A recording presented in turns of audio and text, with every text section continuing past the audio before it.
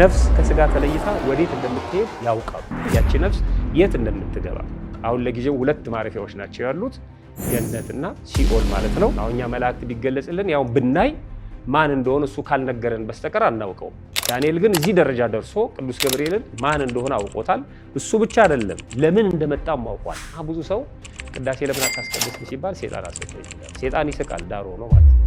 እኔም በጣም ማዝነው ገዳም ለመሳለም የሚሄዱ ትልልቅ እናቶችና አባቶች እዛ ሲቀድሱ ሲያገለግሉ የሚያዩዋቸውን መነኮሳት ድምጻቸውን ይሰቡና በድምጻቸው ተማርከው እኔ አስቀጥሮታለሁ ይምጡ እዛ አዲስ አበባ ትልቅ ደብር ላይ ብለው ከገዳም ይዟቸው ይመጣሉ።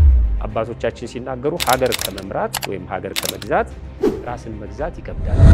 በልባችን ነው ወይስ በአፋችን ነው እግዚአብሔር የምናመሰግነው? እዚህ ላይ ነው መለማመድ ያለብን። እኛስ እናለቅሳለን? ሲጀምር መጀመሪያ እናለቅሳለን ወይ? ሁለተኛው ለምንድን ነው የምናለቅሰው? ለማን ነው የምናለቅሰው? እንዴት ነው የምናለቅሰው? መቼ ነው የምናለቅሰው?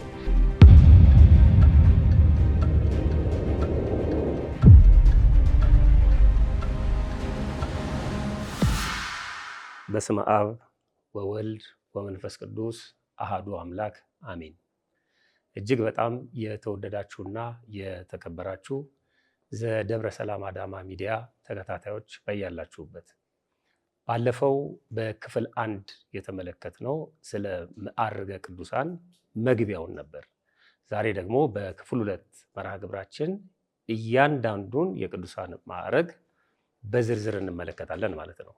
መልካም ቆይታ። ፈጣሪያችን በቸርነቱ ጥበቡን እና ምስጢሩን እንዲገልጥልን በድጋሚ መልካም ፈቃዱ ይሆንልን። የመጀመሪያው ከ10 ማዕረጋት ማለት ነው። የመጀመሪያውና ቀዳሚው ጽማዌ ይባላል። ቃሉ የግዕዝ ቃል ነው። ጽሙም ወይም ደግሞ ጭምት ማለት ነው የቃሉ ትርጓሜ ማለት ነው።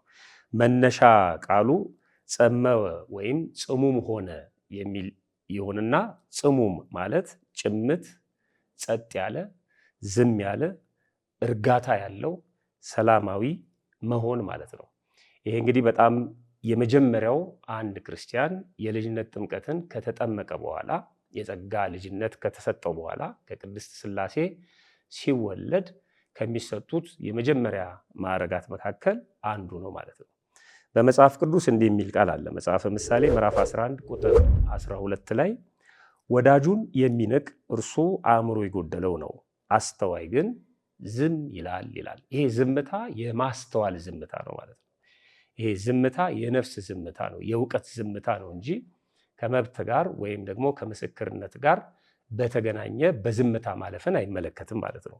እና ብዙ የማያወራ ቀደም የማይል ከሚናገር ይልቅ አብዝቶ የሚያዳምጥ ማለት ነው። ሌላው ትርጓሜው ይሄ ጽማዌ የቃሉ ቀጥተኛ ትርጉም ድንቁርና ወይም ጽሙም ማለት ደንቆሮ ማለት ነው ብለው ይፈቱታል ሊቃውንቱ።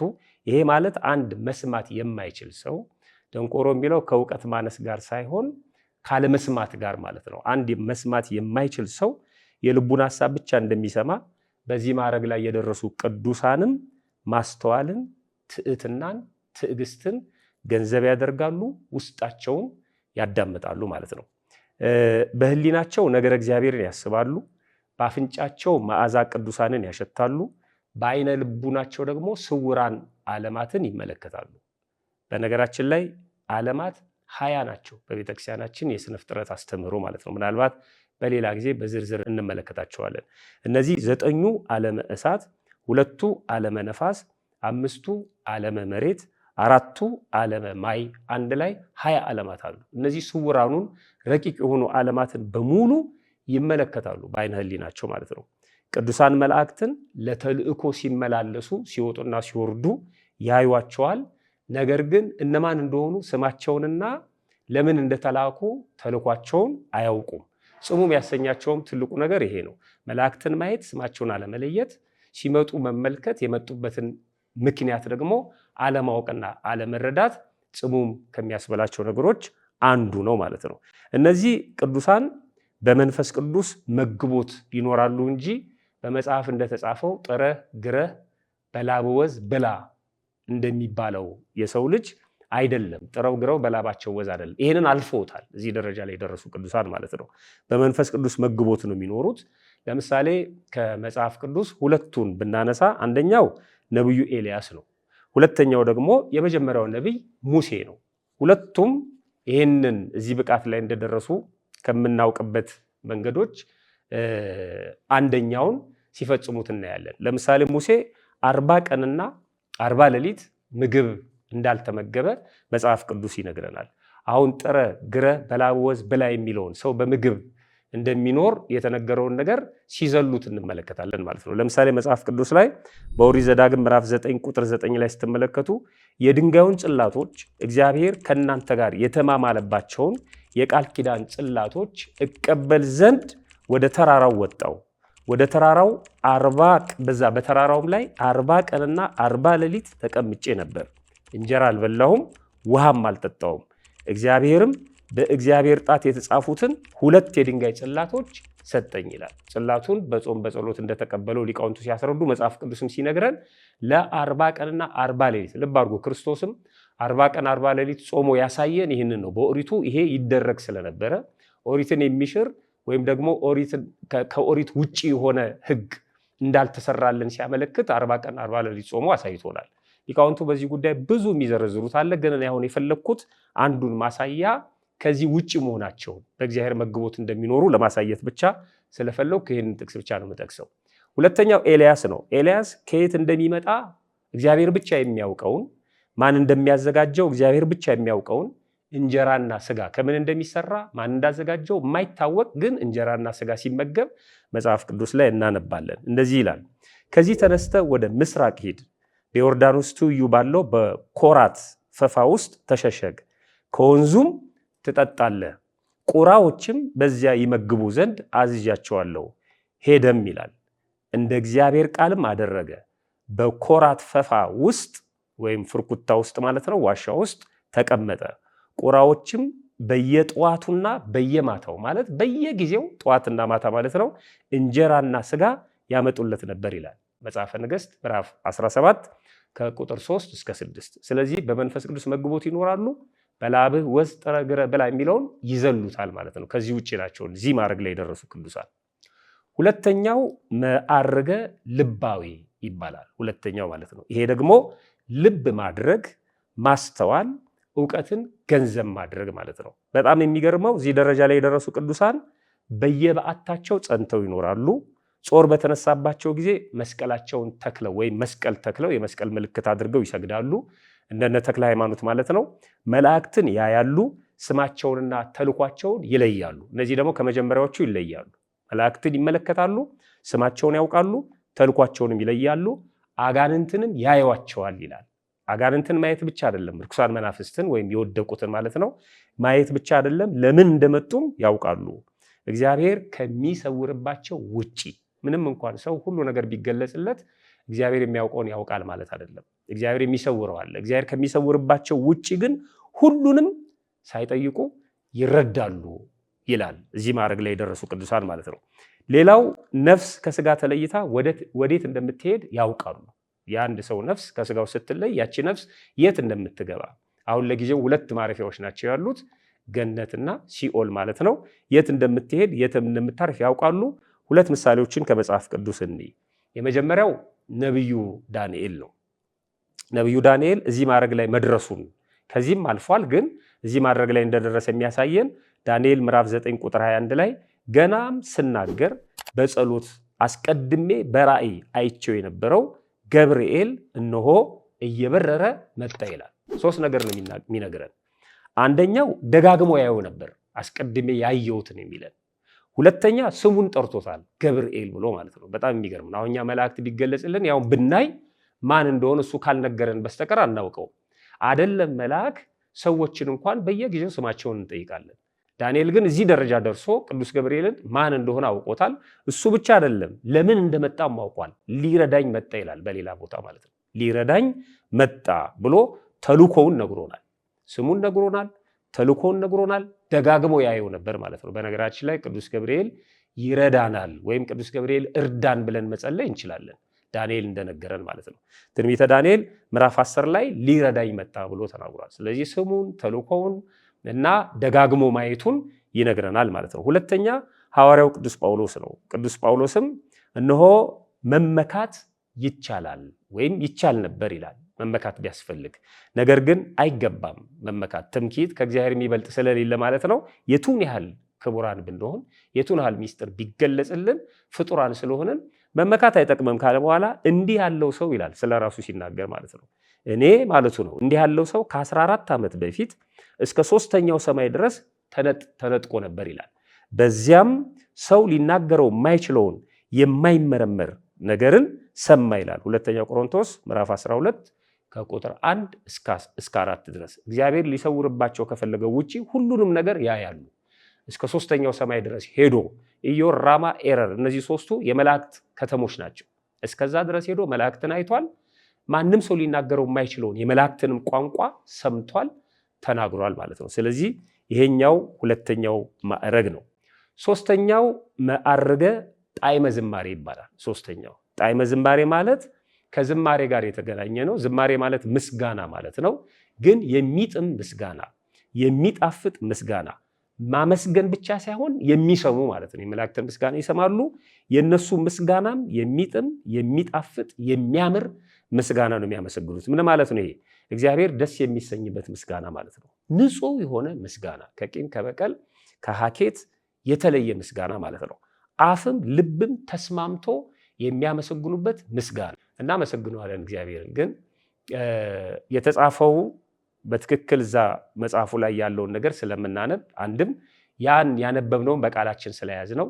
የጸሎት ቅደም ተከተል ይሄ ኦርደሩን ነው የምንጠብቀው እንጂ እሱም እንደው በተወሰነ ደረጃ ከተስተካከለልን ነው። ካለበለዚያ ግን ፍሬ ነገሩን ምን እንደሚል ሐሳቡን ግን የምንረዳ ጥቂቶች ነን፣ በጣም ጥቂቶች ነን። ይሄ የተስማማላቸው ናቸው። አፋቸውም ልባቸውም ተስማምቶ የሚያመሰግን እዚህ ደረጃ የደረሱ ቅዱሳን አንደበታቸው ብቻ ሳይሆን ልባቸው ያመሰግናል ይላል። በጣም የሚገርም ነው። አንደበታቸው ብቻ ሳይሆን ልባቸው ያመሰግናል። አንደበታቸውን በጆሮአቸው ይሰሙታል። ጠባዩን፣ ቃናውን፣ ሐሳቡንና ስልቱን በጉሮሮና በጆሮ ተለይቶ በሚታወቅ አይነት ዝማሬ ፈጣሪያቸውን ወይም ምስጋና ፈጣሪያቸውን ያመሰግናሉ ማለት ነው። የመጽሐፍ ቅዱስን ቃል ይፈጽማሉ። መጽሐፍ ቅዱስ ላይ ዘምሩ ይልና በጣም የሚገርም ቃል አለ። ቆላሲስ ምዕራፍ 3 ቁጥር 16 ላይ አሁን መዘመር በከንፈራችን ነው። መዘመር በእጃችን እያሸበሸብንና እያጨበጨብን ነው። የሰውነት እንቅስቃሴ አለው፣ ያው በቤተክርስቲያናችን ማለት ነው። በተለይ የወረብ ዝማሬዎችን ስንመለከት ግን በተለየ መልኩ ምን ይላል? በልባችሁ ለእግዚአብሔር ዘምሩ ይላል። እዚህ ደረጃ የደረሱ ይሄ ጣዕመ ዝማሬ ማዕረግ ላይ የደረሱ ቅዱሳን በልባቸው ለእግዚአብሔር ይዘምራሉ። ከዚህ በፊት አንድ ቦታ ላይ ተናግሬው ነበር።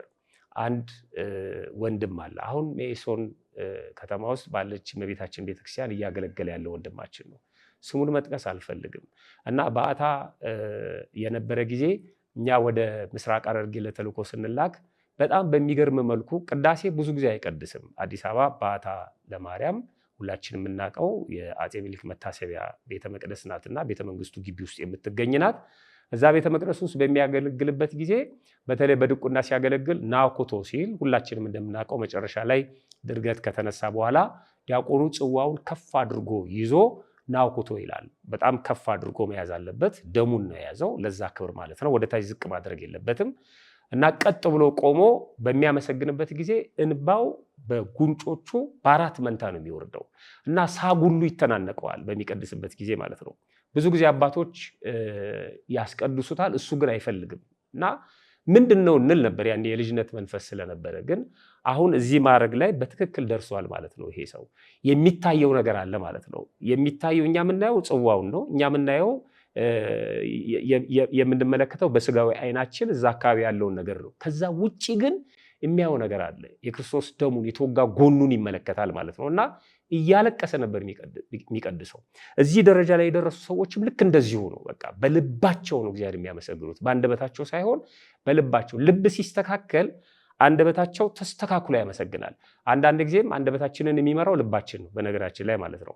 በህሊናችን ያሰብነውን ነገር እየተናገርን ግን ደግሞ እዛ ቦታ ላይ ሊነገር የማይገባውን ነገር ስንናገር እንገኛለን። አንዳንዴ ልባችን በቀጥታ ከመንፈሳዊ ዓለም ጋር ሲገናኝ ጸሎቱን በትክክል ይለዋል። ከስጋዊ ዓለም ጋር ከተገናኘ ግን ጸሎቱን አሻፍው ነው የሚለው እና እዚህ ማዕረግ ላይ የደረሱ ቅዱሳን በዚህ መልኩ እግዚአብሔርን ያመሰግኑታል ማለት ነው። እዚህ ደረጃ ላይ የደረሱ ቅዱሳን በጣም በሚገርም መልኩ የሚጸልዩትን ጸሎት የሚዘምሩትን ዝማሬ ምስጢሩን ያውቃሉ፣ ይረዱታል። እንዲያውም አንዳንዶቹ አንዱን ምስጢር ሳይረዱ ወደሚቀጥለው ምስጢር አይሄዱ። ለምሳሌ አባታችን ሆይ ወይም አቡነ ዘበሰማያት ብለው ይትቀደስ ስምከ ለማለት አቡነ ዘበሰማያት ላይ ይቆያሉ። እንደውም አንድ አባት ባህታዊ ነው 40 ዓመት አቡነ ዘበሰማያት ብቻ እያለ አቡነ ዘበሰማያት አቡነ ዘበሰማያት አቡነ ዘበሰማያት እያለ 40 ዓመት ቆይቷል። ለምንድን ነው ይትቀደስ ስምከ ማትለው ተብሎ ሲጠየቅ ይሄኛውን ምስጢር ገና አልተረዳሁትም ምን ማለት እንደሆነ።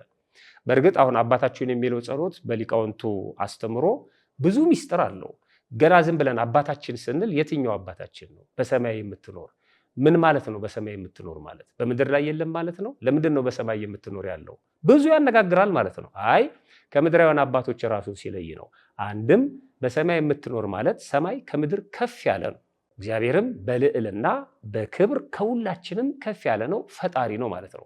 ስለዚህ በሰማይ የምትኖር ማለታችን ብዙ ምስጢር አለው ማለት ነው። ይሄ እስኪገለጥለት ድረስ 40 ዓመት አቡነ ዘበሰማያት አቡነ ዘበሰማያት እያለ ቆይቷል። ጸሎቱን እስከሚረዱት ድረስ የሚባለውን ነገር እስከሚረዱት ድረስ ወደሚቀጥለው አያልፉም ማለት ነው። እኛ እንዴት ነን የሚለው ነው። አንደኛ እንጸልያለን ወይ? ሁለተኛ ጸሎት ላይ፣ ዝማሬ ላይ፣ ቅዳሴ ላይ እናስቀድሳለን፣ እንዘምራለን፣ መዝሙር እንሰማለን። ብዙዎቻችን መዝሙር መስማት ለምሳሌ መኪና ውስጥ እንከፍተዋለን፣ ቤታችን ውስጥ እንከፍተዋለን፣ የንግድ ቤታችን ላይ እንከፍተዋለን መዝሙር። እንደውም አንዳንድ የትራንስፖርት መኪኖች ብዙ ጊዜ ስለምጠቀም እኔ ጠዋት መዝሙር ነው፣ ከሰዓት በኋላ ምሳ ከተበላ ደግሞ በኋላ ዘፈን ነው። መዝሙሩም ተከፍቶ አይሰሙትም፣ ጩኸቱን ነው። አንዳንድ ሰዎች በሞባይላቸው ይከፍታሉ፣ አይሰሙትም። ስንኙ ምን እንደሚል አይረዱትም። የጥላውን ገሰሰ ዘፈን ዋይ ዋይ ሲሉ የረሃብን ጉንፋን ሲስሉ የሚል የድሮ ዘፈን ነበርና ሰዎች ሲነግሩኝ ግሮሰሪ እሱ ተከፍቶ ሰዎች ይደንሳሉ። ዘፈኑ የሚለው ተመልከቱ፣ ስለ ወሎ ረሃብ ወይም ድርቅ የሚያነሳ ነው። ሰዎች ዋይ ዋይ ይላሉ፣ የረሃብ ጉንፋን ይስላሉ ይላል። ሰዎች ግን እየደነሱ ነው። ግጥሙን አይሰሙትም ማለት ነው፣ ዜማውን ነው። መዝሙር ላይም ብዙ ሰዎች እንደዚህ ነን የምንሆነው እና ሚስጥሩን መስማት ምን ማለት ነው? እሱን ወደ ልብ ማስገባት በልባችን ነው ወይስ በአፋችን ነው እግዚአብሔር የምናመሰግነው? እዚህ ላይ ነው መለማመድ ያለብን። ከልባችን ነው ወይስ በአንደበታችን ብቻ ነው እግዚአብሔር የምናመሰግነው? የማቴዎስ ወንጌል ምዕራፍ 15 ቁጥር 8 ላይ ከባድ ቃል ስላለ ነው። እንደዚህ ይላል፣ ይህ ሕዝብ በከንፈሩ ያከብረኛል፣ ልቡ ግን ከኔ በጣም የራቀ ነው ይላል። በከንፈሩ ብቻ ነው የሚያከብረኝ፣ ልቡ ከኔ የራቀ ነው ይላል። እዚህ ጣዕመ ዝማሬ ማድረግ ላይ የደረሱ ቅዱሳን ግን በልባቸው እግዚአብሔርን ያመሰግኑታል። ፈተናው በጣም ከባድ ነው ይላል እዚህ ደረጃ ላይ የደረሱ አባቶች። ምክንያቱም ድምፃቸው የተለየ ነው፣ ንባባቸው የተለየ ነው፣ የሚናገሩት ምስጢር በጣም የተለየ ነው። እዚህ ቦታ ላይ ሲደርሱ የንጽሐ ስጋ የመጨረሻ ነው። ባለፈው ክፍል 1 ላይ ወደኋላ ሄዳችሁ ተመልከቱ። ንጽሐ ስጋ፣ ንጽሐ ልቦና፣ ንጽሐ ነፍስ ብለን ዘርዝረን 10ሩንም በየግሩፓቸው አስቀምጠን ነበር። ስለዚህ የንጽሐ ስጋ የመጨረሻ ማዕረግ ነው ይሄ ጣዕመ ዝማሬ። የንጽሐ ነፍስ ደግሞ መሸጋገሪያ ነው፣ ወደ ንጽሐ ነፍስ የምንሸጋገርበት ነው። ስለዚህ ከአንደኛው ትልቅ ማዕረግ ወደሚቀጥለው ሁለተኛ ማዕረግ የሚሸጋገሩበት ስለሆነ ፈተናው ከባድ ነው። እንደውም ምን ይላሉ ሊቃውንቱ? እዚህ ዋሻ ውስጥ እንደ ሹኮኮ ተወሽቀ ይላቸዋል ሰይጣን በጆሮአቸው ማለት ነው። በሰውም ተመስሎ ሊመጣ ይችላል። እዚህ ዋሻ ውስጥ ብቻ እንደ ሹኮኮ ተወሽቀ ምን ታደርጋለህ? ጥሩ ድምፅ አለ፣ ከተማ ገብተ ዘምረ ቀድሰ አስተምረ አትኖርምን ይላቸዋል ይላል። እና ከዛ ትተው ይወጣሉ። እኔም በጣም ማዝነው ገዳም ለመሳለም የሚሄዱ ትልልቅ እናቶችና አባቶች እዛ ሲቀድሱ ሲያገለግሉ የሚያዩዋቸውን መነኮሳት ድምፃቸውን ይሰሙና በድምፃቸው ተማርከው እኔ አስቀጥሮታለሁ ይምጡ እዛ አዲስ አበባ ትልቅ ደብር ላይ ብለው ከገዳም ይዘዋቸው ይመጣሉ። ይኸው ገዳም ከከተማ እንደሚሻል ምልክቱ እኛ ሄደናል እኮ ገዳም በረከት ለማግኘት ወደ ገዳም ሄደናል፣ ከኛ አጥቢያ ይሻላል ብለን ማለት ነው። ግን ከዛ ከገዳም ሰዎችን አምጥተን እኛ አጥቢያ እንቀጥራቸዋለን። ምን ማለት ነው ይሄ? እነዚህ ሰዎች ስጋዊ ፍላጎታቸውን እንዲያሟሉ ነው እያደረግን ያለ ነው ማለት። ስለዚህ ሰይጣን በሰዎችም ላይ አድሮ ባታቸውን ያስለቅቃቸዋል። ይሄን የመሰለ ድምፅ ይዘ፣ ይሄን የመሰለ ሙያ ይዘ፣ ይሄን የመሰለ ጉልበት አቅም እያለ፣ ይሄን የመሰለ የሰው መውደድ ካለ ወደ ከተማ ውጣ ብለው ይዘዋቸው ይወጣሉ። ይሄ ሰይጣን ፈተና ነውና ከዛ በኋላ እንግዲህ እነዚህን ሶስቱን ንጽሐ ስጋ ላይ ደርሰው ወደ ንጽሐ ልቦና ሊሸጋገሩ ያሉትን ሰዎች መልሰውን ጦርጦስ ይከተዋቸዋል ማለት ነው። በጣም ከባድ ነው። እዛው መርዳት እዛው ማገዝ እንጂ ሰውን ከገዳም ወደ ከተማ ማፍለስ አግባብ አይደለም። ከቻልን ከከተማ ወደ ገዳም እንዲሄዱ ማድረግ ነው ከቻልን እንጂ። ስለዚህ በጣም ከባድ ነው። አራተኛው መዓርገ አንብ ይባላል። አንብ ግዕዝ ነው፣ የግዕዝ ቃል ነው። አንብአ ንስሐ። አንብ ማለት እንባ ማለት ነው። የንስሐ እንባ የሚሰጣቸው ዝም ብለው የሚያለቅሱ አርቲስቶችን አላልኩም፣ ለድራማ የሚያለቅሱትን ማለት አይደለም። በልምድ የሚያለቅሱትን ማለት ዝም ብለው የሚያለቅሱ አሉ። ያዞ እንባ ያላቸውንም አይደለም። በጣም በሚገርም መልኩ ነው የእንባ ሀብት የተሰጣቸው። የእንባ ሀብት ማለት ጸጸት፣ የንስሐ እንባ የተሰጣቸው እነሱ ደካማ መሆናቸውን ኃጢአተኛ መሆናቸውን የእግዚአብሔርን ቸርነቱን እያሰቡ የሰማዕታትን ግፍ እየተመለከቱ ማለት ነው እና የቅዱሳንን መገፋት የክርስቲያኖችን መሰቃየት እየተመለከቱ የእግዚአብሔርን ቸርነት እያሰቡ የሚያለቅሱ ማለት ነው እና ሳያቋርጡ ያለቅሳሉ። እነዚህ ሰዎች ሞተ ወልደ እግዚአብሔርን ምረረ ገሃነመ እሳትን የገሃነመ እሳትን ምሬት የእግዚአብሔር ወልድን ሞት ግፋ ሰማዕታትን የሰማዕታትን ግፍና መከራ የራሳቸውን ኃጢአት ከፍ ብሎ ደግሞ የባልንጀሮቻቸውን ኃጢአት እያስታወሱ ያለቅሳሉ። የባልንጀሮቻቸውን ኃጢአት እያሰቡ ያለቅሳሉ። ዝም ብለው ያለቅሳሉ። እዚህ ማድረግ ላይ ሲደርሱ ያለቅሳሉ። ነገር ግን ለቅሷቸው አያቋርጥም። በጣም የሚገርመው አይናቸው አይታወርም ይላል። አይናቸው ምንም አይሆንም። ዝም ብለው ያለቅሳሉ። አይናቸው ግን ምንም አይሆንም። ብዙ ሰው ሲያለቅስ አይኑ ይጠፋል፣ ሲያለቅስ አይኑ ይታመማል። የነዚህ ግን የተለየ ነው። የሚያለቅሱበት ምክንያት ከላይ የዘረዘርኳቸው ናቸው። ሲጸልዩ በድጋም ወይም በንባብ እኛ እንደምናደርገው በቃል ይዘን በማነብነብ ወይም በጽሁፍ እያነበብን አይደለም፣ በህሊናቸው የሚጸልዩት ይላል። ዝም ብለው ይጸልያሉ። የእመ ሳሙኤል ሐና እንዳደረገችው ከንፈሯ ይንቀሳቀሳል፣ ዝም ብላ ታለቅስ ነበር እና አንቺ ስካርሽ እስከ መቼ ነው እንዳላት ኤሊ ማለት ነው። እና እነዚህኛዎቹ ግን ከንፈራቸውም አይንቀሳቀስም፣ ዝም ብለው ከእግዚአብሔር ጋር ይነጋገራሉ፣ ያለቅሳሉ፣ ድምፅ አያወጡም። በሐዋርያት ሥራ ምዕራፍ 20 ከቁጥር 31 ላይ ስናነብ ስለዚህ 3 ዓመት ሌሊትና ቀን በእንባ እያንዳንዳችሁን ከመገሰጽ እንዳላቋረጥኩ እያሰባችሁ ትጉ ይላል። 3 ዓመት እያለቀሰ ሲገስጻቸው እያለቀሰ ሲያስተምራቸው እንደነበር ይነግረናል። እኛስ እናለቅሳለን? ሲጀምር መጀመሪያ እናለቅሳለን ወይ ነው። ሁለተኛው ለምንድን ነው የምናለቅሰው? ለማን ነው የምናለቅሰው? እንዴት ነው የምናለቅሰው? መቼ ነው የምናለቅሰው? ስለዚህ አላስፈላጊ ለቅሶዎችን አስወግደን የሚያስፈልጉ ለቅሶዎችን እንባዎችን እግዚአብሔር እንዲሰጠን መለመን መቻል አለብን ማለት ነው። ይሄ አራተኛው ማዕረግ ነው። አምስተኛው መዓርገ ኩነኔ ይባላል። እንግዲህ መዓርግ ስል እየተሳሳትኩ እንዳይመስላችሁ፣ በግዕዙ መዓርግ ነው የሚባለው። እኛ የለመድነው በአማርኛ በተለምዶ ማዕረግ እያለን ነው። ማዕረግ ሳይሆን መዓርግ። ማዕረግ ማለት መሰላል፣ ደረጃ ማለት ነው። ስለዚህ አምስተኛው መዓርገ ኩነኔ ነው። ኮነነ የሚለው ቃል የግዕዝ ቃል ነው። ገዛ ማለት ነው። ኩነኔ መግዛት ማለት ነው። መግዛት ማለት ደግሞ መቆጣጠር ማለት ነው። ስለዚህ እዚህ ኩነኔ ወይም መዓርገ ኩነኔ ላይ የደረሱ ቅዱሳን ምንድን ነው የሚገዙት? ምንድን ነው የሚቆጣጠሩት? ምንድን ነው የሚያስተዳድሩት ስንል እዚህ ደረጃ ላይ የደረሱ ቅዱሳን ፈቃደ ስጋቸውን ገዝተው ተቆጣጥረው ለፈቃደ ነፍሳቸው ያስገዙታል ማለት ነው። ፈቃደ ስጋቸውን ለፈቃደ ነፍሳቸው ያስገዛሉ።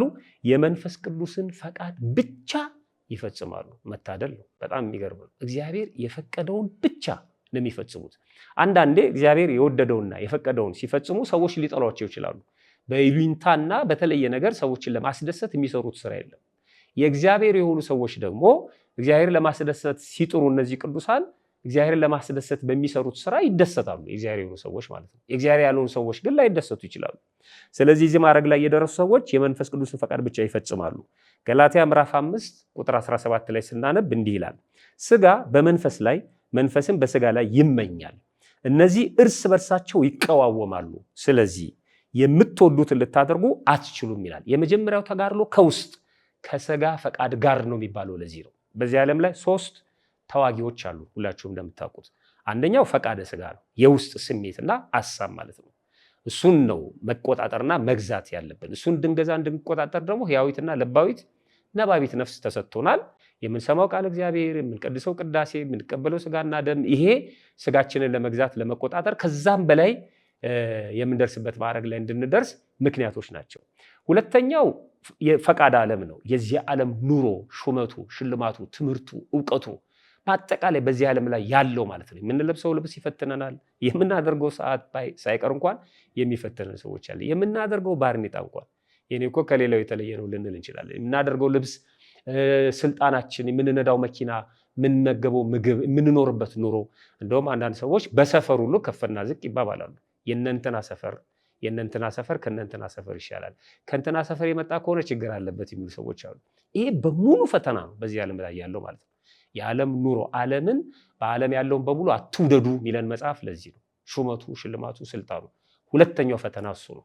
ሶስተኛውና የመጨረሻው ፈተና እንግዲህ ሰይጣን። እነዚህን ሁሉ ድል ነስተን ስንወጣ ነው ሰይጣን የሚመጣው። የሥጋ ፈቃዳችንን ድል ስንነሳው፣ የዚህን ዓለም ሀብት ንብረት ድል ስንነሳ ያኔ ይመጣል እሱ ፊት ለፊት። ቅዱሳን የሚዋጉት ሶስተኛው ደረጃ ላይ ነው። ብዙ ሰው ቅዳሴ ለምን አታስቀድስም ሲባል ሰይጣን አሰጥቶኝ ይላል። ሰይጣን ይስቃል ዳር ሆኖ ማለት ነው። እንዲህ አይነቱን ሰው የራሱ የሥጋ ፈቃድ እያታለለው እየጎተተው፣ ለምሳሌ ኳስ በማየት ብዙ ጊዜውን ፈጅቶ እንቅልፍ ጥሎት ቅዳሴ የቀረሰው ሰይጣን እንዴት አድርጎ ሊፈትነው ይችላል? እዚህ ማድረግ ላይም አይደርስም። ሰይጣንም የሚፈትነውን ያውቃል። በጣም መጠንቀቅ መቻል አለብን ማለት ነው። እንደው ስሙንም ከማጥፋት አኳያ የሚጠቅም ስላልሆነ ማለት ነው። በሰይጣን ለመፈተን ቀላል ምሳሌ ላምጣ፣ በተለይ ወጣቶች በሚገባችሁ ቋንቋ ለመናገር። አንድ የቀበሌ ቡድን በጭራሽ እኔ ከብራዚል ብሔራዊ ቡድን ጋር ነው መጋጠም የምችለው ቢል አይሆንም። እንዴት ይሆናል? አንደኛ ያ ቡድን ከሱ ጋር ሊጋጠም አይችልም። ለዚህኛው ክብር ነው። ከብራዚል ቡድን ጋር መጋጠም የቀበሌ ቡድኑ ክብር ነው፣ ለብራዚል ግን ውርደት ነው። ስለዚህ ሰይጣንም የሚፈትነውን ያውቃል። እኔን ቢጥለኝ ምን ይጠቀማል? ከዛ ከፍ ያለውን ሰው ሲያንከባልለው ነው የሚጠቀመው ሰይጣን ማለት። በእኔ ምክንያት ብዙ ሰዎች ይድናሉ ብሎ ካሰበ ነው መጀመሪያ ሲወጣ ነው እንጂ ታች ያለውን የሚንደባለለውን የሥጋ ፈቃዱ እያንከባለለው ሰይጣን ሊፈትነው አይችልም።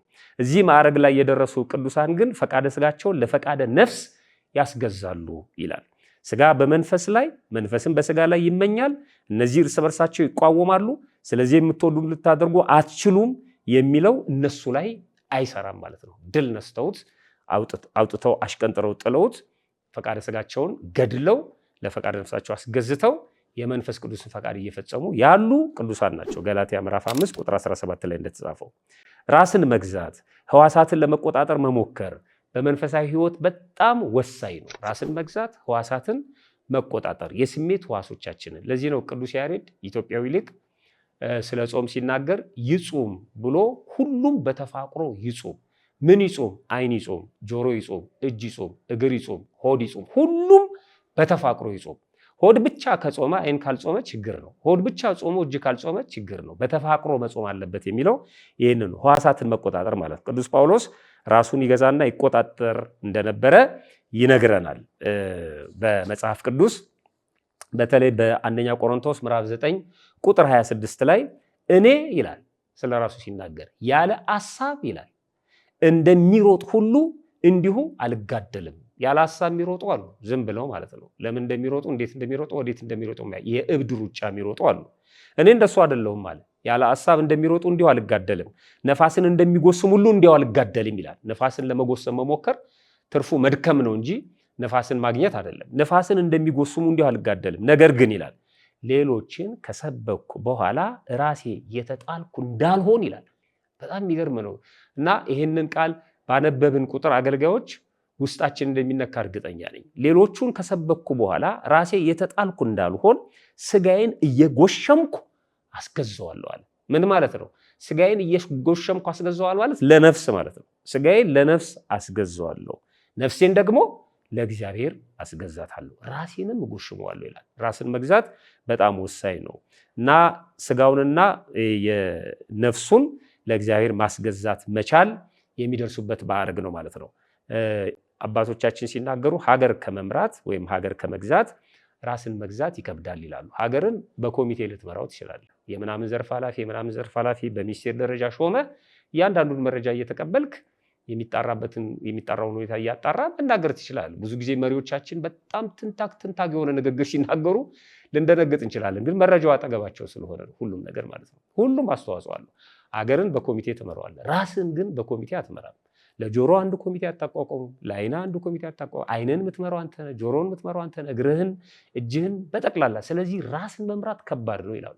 ሰው ራሱን ሲመራ ነው አገር መምራት የሚችለው። በነገራችን ላይ ራሱን ካልመራ በጣም ከባድ ነው የሚሆነው እና ያገቡ መሆን አለባቸው መሪዎች የሚባለውም ለዚህ ነው። በነገራችን ላይ ማለት ነው አንድ ክራይቴሪያ ነው መሪዎችን ለመምረጥ ማግባት፣ በሚስት በትዳር መወሰን ማለት ነው። ራስን መግዛት፣ ራስን መቆጣጠር። እንደውም ሌሎቹ ደግሞ ሌላ ሰውን ማሸነፍ ጀግና ያስብላል ይላሉ።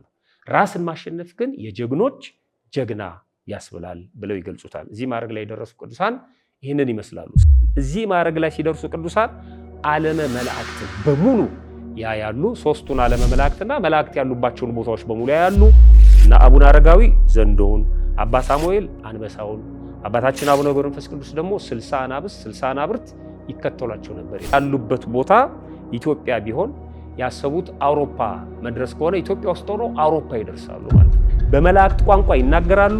በዚህ ማዕረግ ከጠላቶቻቸው አጋንንት ይሰወራሉ። የመጨረሻው እዚህ ደረጃ ላይ ሲደርሱ ንጽሮተ ስሉስ ቅዱስ ሥላሴን በአንድነትና በሶስትነት ሲመሰገኑ ያያሉ ይላል። ከዚህ ምድር በአፈራቸው ተለይተዋል አሉ፣ ግን የሚያቸው የለም። አሁን ስውራን የምንላቸው ማለት ነው።